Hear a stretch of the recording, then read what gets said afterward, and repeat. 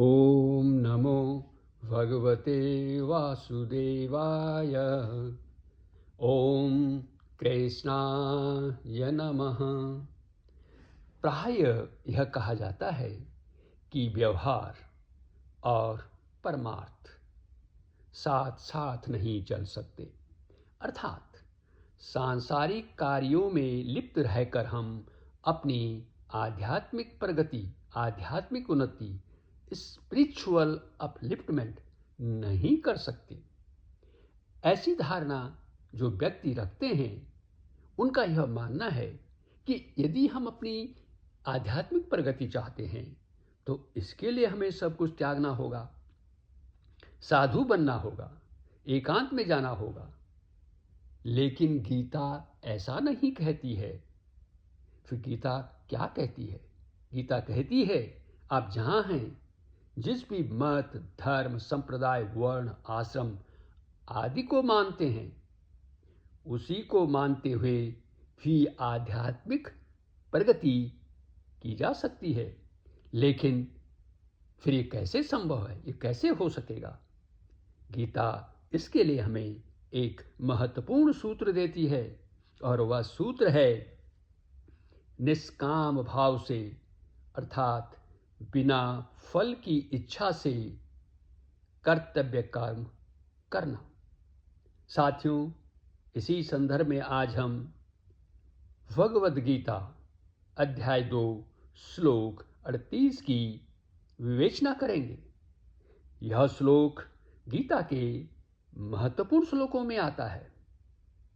गीता में भगवान इसी श्लोक से अपने प्रमुख सिद्धांत कर्म योग का प्रारंभ करते हैं। सुनिए श्लोक। सुख दुखे समे कृत्वा लाभालाभौ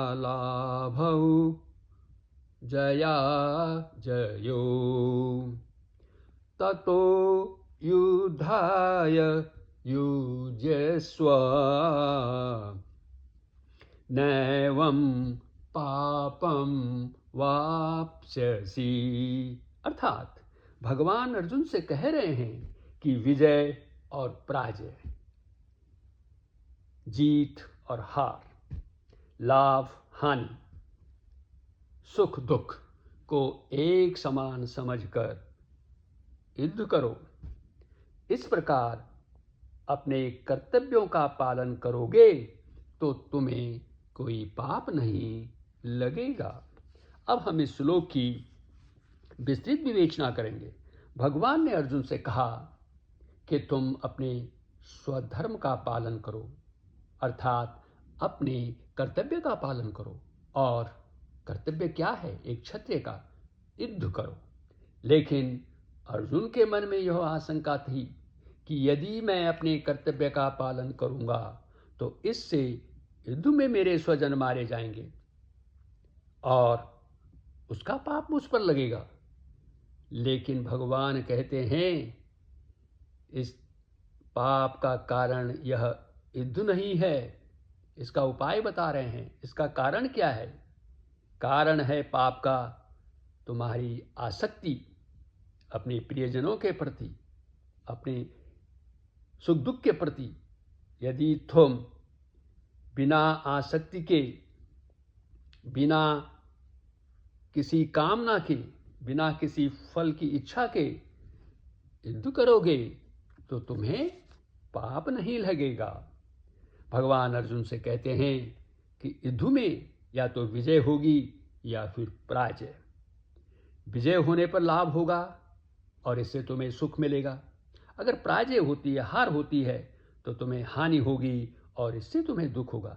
लेकिन जय और पराजय में, लाभ और हानि में सुखी दुखी होना तुम्हारा उद्देश्य नहीं है, तुम्हारा एम नहीं है।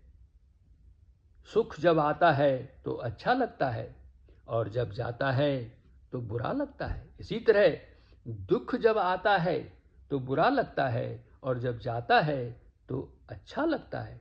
इस तरह दोनों में ही अच्छे और बुरे का भाव है। अतः तुम दोनों को एक समान समझो, सुख दुख में समभाव रखते हुए अपने कर्तव्य का पालन करो। समता में स्थिर होकर युद्ध रूपी कर्तव्य कर्म करने से तुम्हें पाप और पुण्य दोनों ही नहीं लगेंगे। अब ये कैसे संभव होगा? पाप और पुण्य कैसे नहीं लगेंगे? तो इसका उत्तर यह है कि सुख दुख में समता का भाव कैसे होगा? इसका एक साधारण, एक सिंपल सा उत्तर हम इस प्रकार देते हैं कि आत्मा शरीर से अलग है, शरीर से भिन्न है। शरीर में किसी भी प्रकार का परिवर्तन आत्मा को प्रभावित नहीं कर सकता। और तुम एक आत्मा हो, तुम अपने को आत्मा समझो, तुम अपने को शरीर नहीं समझो। और इसलिए तुम समता में रहकर इन द्वंद्वों को त्याग कर, इन द्वंद्वों के प्रति लाभ हानि सुख दुख जय पराजय इन पर फोकस न करके अपने मन को संतुलित करते हुए, अपने मन को मजबूत करते हुए इनसे दूर रहो और समभाव में स्थिर हो जाओ। जब तुम समभाव में स्थिर हो जाओगे तो इससे क्या होगा साथियों? जब हम किसी कामना के लिए, किसी फल की इच्छा से कर्म करते हैं तो उससे हमारे पाप और पुण्य कर्म बनते हैं, हमारा कर्म बंधन बनता है। और जब हमारा कर्म बंधन बनता है तो इससे क्या होता है? हम इस संसार में बार बार आते जाते रहते हैं। तात्पर्य यह है कि हम जन्म और मरण के चक्कर में फंसे हुए रहते हैं। लेकिन एक मानव जीवन का, एक मनुष्य का क्या उद्देश्य है? उसका उद्देश्य तो यह है कि उसे इस जन्म मरण से छुटकारा मिले। साथियों, अंत में हम ये कह सकते हैं, और ये हम सबके मन में एक सामान्य से प्रश्न रहता है, जब हम फल की इच्छा नहीं रखेंगे तो कर्म क्यों करेंगे? लेकिन कर्म तो करना ही पड़ेगा। इस ब्रह्मांड में कोई भी व्यक्ति बिना कर्म किए नहीं रह सकता। जब कर्म करेंगे तो ये तो बिल्कुल निश्चित है कि उसका फल तो भगवान देते ही हैं। कोई भी कर्म बिना फल के नहीं होता, हर कर्म का फल मिलता है, लेकिन हमें उसकी इच्छा नहीं करनी है, उसका फल भगवान पे हम छोड़ देते हैं। इस फल को कोई भी नहीं रोक सकता है। इसलिए हमें क्या करना चाहिए? हमें अपना सारा ध्यान अपने कर्तव्य कर्म पर फोकस करना चाहिए, न कि उसके फल पर, उसके रिजल्ट पर। हमारा हर कार्य भगवान की प्रसन्नता के लिए होना चाहिए। अर्जुन को भी भगवान की प्रसन्नता के लिए युद्ध करना ही पड़ेगा। इससे उस पर पाप पुण्य दोनों ही नहीं लगेंगे और उसका कल्याण हो जाएगा, वह इस भवसागर से पार हो जाएगा।